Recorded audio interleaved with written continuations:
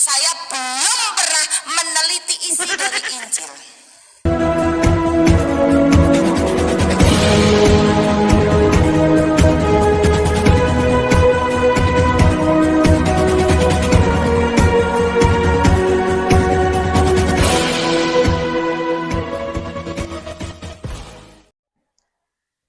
Ya, shalom bagi kita semua dimanapun kita berada pada saat ini. Kiranya kita semua tetap berada dalam keadaan sehat dan apapun yang merupakan aktivitas kita sepanjang hari ini, kiranya Tuhan Yesus memberkati.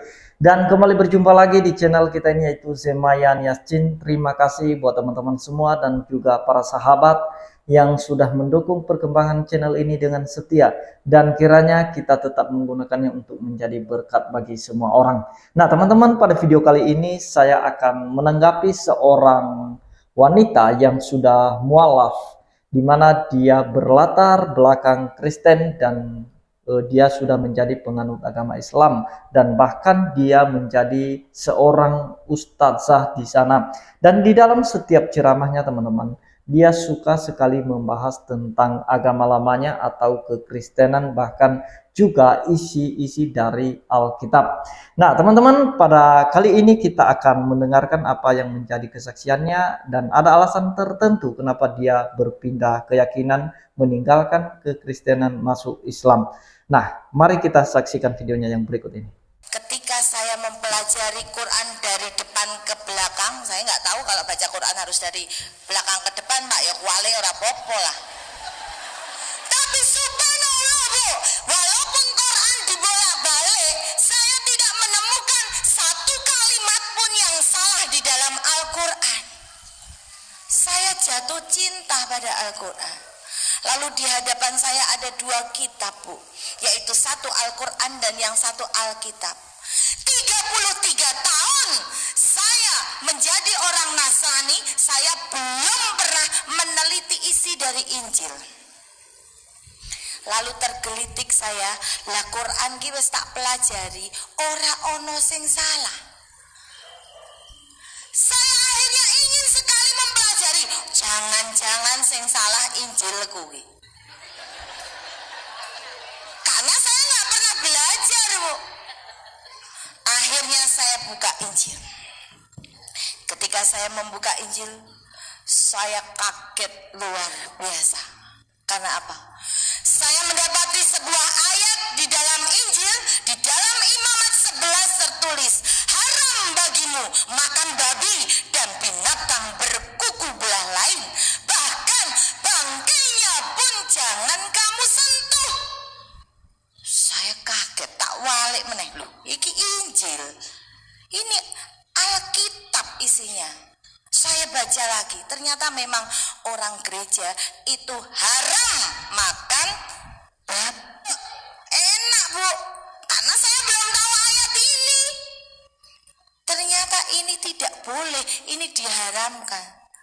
Bukan Alkitabnya yang salah, tapi menurut saya penerapannya yang tidak pas.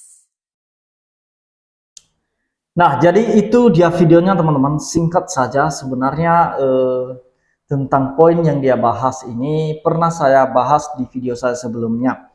Hanya saja yang mau saya ulas di sini adalah pernyataannya, di mana dia berkata bahwa puluhan tahun dia sudah Kristen dan dia tidak pernah membaca Injil atau tidak pernah menyelidiki isi dari kitab suci Kristen itu sendiri.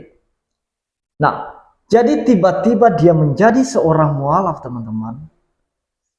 Kemudian dia membaca Al-Quran dan kemudian terakhir dia membaca Alkitab. Nah, biasanya teman-teman, ketika kita sudah menjadi seorang Kristen, maka mulai dari sekarang kita bisa membaca Alkitab dan menyelidikinya. Nah, kenapa dia menyalahkan Injil? Kenapa dia tidak percaya lagi kepada Injil? Karena dia sudah terlebih dahulu menerima ajaran di luar Alkitab. Jadi kalau seseorang sudah menerima ajaran di luar Injil, di luar Alkitab, maka agak susah, maka sangat sulit untuk memahami isi Alkitab. Karena sudah terlebih dahulu dia terdoktrin oleh ajaran di luar Alkitab. Sehingga masuk kebenaran Injil itu tidak akan dipercayainya lagi. Jadi ini yang perlu saya sampaikan kepada kita sebagai orang Kristen. Pelajaran bagi kita hal-hal yang seperti ini. Jangan nanti kita sudah berpindah keyakinan, barulah kita kepo, barulah kita sibuk, barulah kita mau membaca Injil itu. Selama Kristen tidak pernah, dari kecil sampai dewasa tidak pernah menyelidiki isi kitab suci itu dan memahaminya. Ya wajar saja tidak percaya dengan Injil karena tidak pernah dipelajari, tidak pernah dibaca, tidak pernah dipahami. Dan kebanyakan para mualaf memang seperti itu. Pindah keyakinan, mengaku dia seorang misionaris, seorang pendeta, seorang penginjil, bahkan seorang pelayan, singer, dan lain sebagainya. Yang jelas macam-macam lah jabatan mereka waktu menganut agama Kristen. Tetapi di dalam kesaksiannya ini teman-teman, sebenarnya dia mengaku sebagai mantan misionaris. Nah, ini namanya Mega Fitri. Di dalam kesaksiannya di video lain, dan juga kita pernah bahas sebelumnya, kalau tidak salah, dia mengaku sebagai mantan misionaris. Percaya tidak teman-teman? Kalau seorang misionaris tidak pernah membaca Alkitab. Itu sangat tidak masuk akal kebohongan-kebohongan yang seperti ini teman-teman. Dia sudah menjadi misionaris namun tidak pernah membaca Alkitab, tidak pernah memahami Alkitab. Nah, begitu pindah agama, ngakunya misionaris. Nah, bayangkan, puluhan tahun teman-teman, dia tidak pernah menyelidiki isi kebenaran kitab Injil itu sendiri. Sebenarnya di video fullnya teman-teman, banyak poin-poin yang dia bahas. Binatang haram sudah dicatat dalam Alkitab, di dalam Imamat 11. Dia juga membahas tentang jilbab, tudung, atau penutup kepala seorang wanita. Dia juga kutip itu dari Korintus. Dan kemudian dia membahas tentang sunat, bahwa itu semua adalah perintah Alkitab. Dan orang Kristen tidak pernah melakukan apa yang sudah diperintahkan oleh kitab suci mereka itu sendiri. Nah, jadi akibatnya seperti itu teman-teman. Ketika sudah puluhan tahun tidak memahami Alkitab, tidak membaca Alkitab, ya akibatnya nuduh setelah dia pindah keyakinan. Nuduh orang Kristen itu munafik. Padahal di dalam Alkitab sudah tercatat begini. Binatang haram harus pakai kerudung, harus disunat. Nah, jadi akibatnya seperti ini. Ngaku mantan misionaris, tetapi puluhan tahun tidak pernah membaca, tidak pernah menyelidiki Alkitab. Bagaimana itu bisa diangkat sebagai misionaris kalau tidak pernah belajar Alkitab, tidak pernah sekolah? Karena seorang misionaris teman-teman itu tidak sembarangan. Tentu saja harus belajar dulu. Paling tidak atau setidaknya kalau dia sekolah STT, setidaknya 4 tahun belajar duduk di bangku STT, sekolah teologi. Nah, ini tidak sama sekali tidak pernah membaca dan menyelidiki. Dan dia berkata tadi, oh setelah saya melihat isi Al-Quran, ya ternyata saya cek lagi Injil, ternyata Injilnya yang salah. Dan kemudian belit apa yang dia sampaikan. Ternyata bukan Injilnya yang salah katanya, tetapi penerapannya. Orang Kristen tidak menerapkan. Nah, Jadi keliru hanya karena supaya diangkat jadi ustazah di sana, ya rela. Dia mau menjelek-jelekan kekristenan. Tetapi teman-teman, kita tahu bahwa saudara kita ini, Mega Fitri ini, dia sudah tiada. Dia kemarin mengalami kecelakaan yang cukup luar biasa. Sebenarnya dia mengalami kecelakaan itu waktu dia mau pergi untuk berceramah atau berdakwah. Ternyata di tengah perjalanan Tuhan sudah menghentikan perjalanan itu. Mungkin, ini mungkin ya, mungkin saja Tuhan tahu apa isi dakwahnya yang akan disampaikan. Tentu saja sebelum dia berdakwah, dia sudah mempersiapkan semuanya.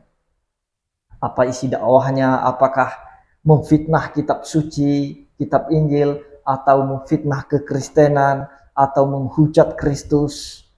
Kita tidak tahu bagaimana persiapannya, tetapi pada fakta dan kenyataannya di beberapa ceramahnya teman-teman, itu selalu menghujat Kristen, menghujat Yesus, menghujat kelahiran Yesus. Nah, tetapi ternyata di tengah perjalanannya dari rumah ke tempat dakwah itu, di tengah perjalanan dia mengalami kecelakaan yang cukup luar biasa. Nah, kalau memang manusia tidak bisa menghentikan hal itu, ya maka Tuhan akan bisa menghentikannya. Nah, jadi ini pelajaran bagi kita. Kita tidak membahas orangnya teman-teman. Kita membahas jejak digitalnya aja. Saya berkali-kali berkata kepada saudara-saudara kita polemikus muslim, kalau tidak mau dibahas orang-orang yang sudah meninggalkan jejak buruk, maka harus dihapus semua videonya. Kalau kita tidak mau berkomentar lagi tentang mereka. Jadi saya bahas ini karena lewat di beranda YouTube saya. Jadi saya dengar, oh ternyata ini perlu diluruskan. Nah, ini tidak memahami Alkitab. Kalau di dalam perjanjian lama, bahwa ada binatang yang haram dan ada juga binatang yang tidak haram, maka harus perhatikan konteksnya. Konteks perjanjian lama adalah Taurat. Dan kemudian masalah kerudung. Itu Paulus berkata kepada jemaat yang ada di Korintus, karena ada satu perselisihan dalam jemaat masalah kerudung. Jadi kata Paulus, alangkah baiknya kamu memakai itu, karena harus mengikuti tradisi-tradisi mereka. Apalagi pada saat itu ada yang orang Yahudi masuk Kristen, dan kemudian ada juga Yunani masuk Kristen, dan mereka gabung dalam satu rumah peribadatan, dan ada persoalan terjadi masalah kerudung. Nah, jadi itu yang perlu diluruskan oleh Paulus, supaya jangan terjadi pertengkaran dalam suatu ibadah, ya harus pakai kerudung, mengikuti tradisi yang sudah ada. Nah, dan kemudian masalah sunat, sebenarnya itu maknanya tidak cenderung lagi kepada hal-hal yang lahiriah, melainkan itu hal yang rohania. Ketika terjadi penggenapan seluruh hukum Taurat di dalam diri Yesus Kristus, maka sebenarnya pengikut Yesus sudah dibebaskan dari ikatan hukum Taurat itu. Jadi hukum Taurat itu sekarang menjadi cermin bagi kita. Ketika kita melihat beberapa hukum Tuhan yang sudah disampaikan melalui Alkitab, jadi kita tahu ketika kita melakukan satu kesalahan, misalnya mencuri, oh ternyata di kitab Taurat sudah dilarang demikian. Ini menjadi cermin bagi kita supaya kita bisa melihat diri kita, siapa diri kita. Apakah pencuri, pembunuh? Nah, bukan berarti ketika Yesus sudah membebaskan kita dari hukuman dosa, lalu kita bebas berbuat dosa. Tidak demikian. Justru kita sudah ditebus dari ikatan, dari hukuman dosa itu, maka kita harus lebih berhati-hati, bersyukur kepada Tuhan. Jadi bagaimana cara kita bersyukur kepada Tuhan? Bagaimana kita harus melakukan perintah-perintah Tuhan itu, berbuat baik. Itu adalah buah dari iman kita kepada Kristus. karena kita sudah menjadi orang-orang yang sudah ditebus oleh Kristus. Yang berlaku bukan lagi sunat secara fisik, melainkan sunat hati, yang dimana semua kotoran yang ada di hati kita harus dilepaskan, supaya hati kita bersih, transparan, jujur, tulus untuk percaya kepada Kristus. Jadi itulah sunat. Jadi makna sunat itu sebenarnya dari Abraham, ketika keturunannya disunat secara fisik, maka mereka masuk dalam perjanjian Abraham itu. Sekarang Kristus sudah menggenapi semua itu, juga sunat itu sudah digenapi oleh Kristus, dan kemudian yang berlaku adalah sunat rohani. Semuanya bersifat rohani.